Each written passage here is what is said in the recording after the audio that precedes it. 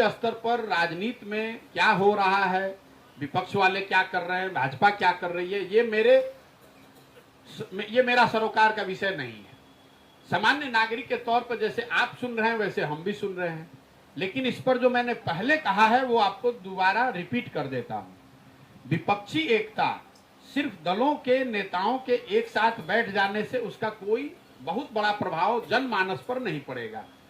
वो प्रभाव तब पड़ेगा जब विपक्षी एकता नेताओं और दलों के साथ साथ मन का भी मेल हो, नैरेटिव भी हो। मैं चेहरे की बात नहीं कर रहा हूं, जनता का कोई मुद्दा भी हो, नैरेटिव भी हो, ग्राउंड पर काम करने वाले वर्कर भी हो और उस समर्थन को, जनता की भावना को वोट में कन्वर्ट कराया जाए।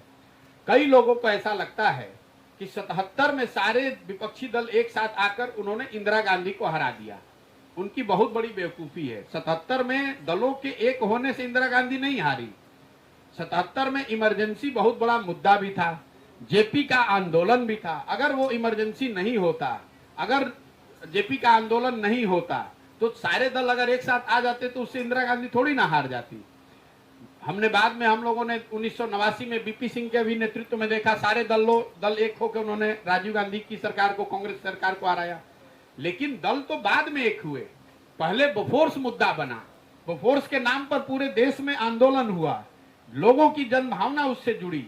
तो जब तक आप वो नैरेटिव नहीं लाते हैं, तो मान लीजिए कि नीतीश कुमार कलकत्ता में अगर बैठ जाएं, तो उससे कलकत्ता में या वेस्ट बंगाल में रहने वाले लोगों की जनभावना पर क्या असर पड़ेगा। अगर ममता बनर्जी आज समस्तीपुर में आ जाए, तो समस्तीपुर की जनता का जो विषय है, इनको इससे क्या मतलब है कि यहाँ स्टालिन आकर बोल रहे हैं कि ममता बनर्जी बोल रही हैं। तो विपक्षी एकता लोकतंत्र की एक प्रक्रिया है, हो रही है, अच्छी बात है, लोकतंत्र मजबूत होना चाहिए।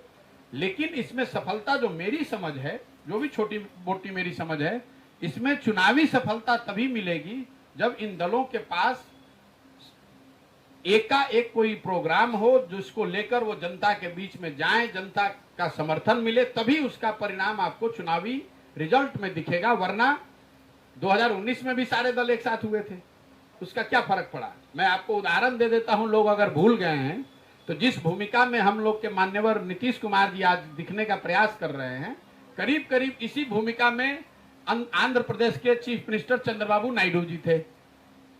देश की तो बात छोड़ दीजिए, अपने आंध्र प्रदेश में चंद्रबाबू नायडू बुरी तरह हार गए। तो नीतीश कुमार जी या कोई जो भी व्यक्ति एका करने की कोशिश कर रहा है, जब तक जनता के मुद्दों पर सहमति नहीं होगी और जनता में उसका कोई ट्रैक्शन नहीं होगा, तब तक मुझे नहीं लगता है कि इन प्रयासों का कोई बहुत बड़ा असर होगा। हाँ, ये जरूर है कि इतने सारे दल अगर साथ में आएंगे तो मीडिया कर्मियों के लिए एक उत्सुकता की विषय है। समाज का एक छोटा वर्ग जो सामाजिक राजनीतिक तौर पर जागरूक है, उसको भी फर्क पड़ता है, भाई सब लोग साथ में आ रहा है, ठीक है, तो लोकतंत्र की प्रक्रिया है।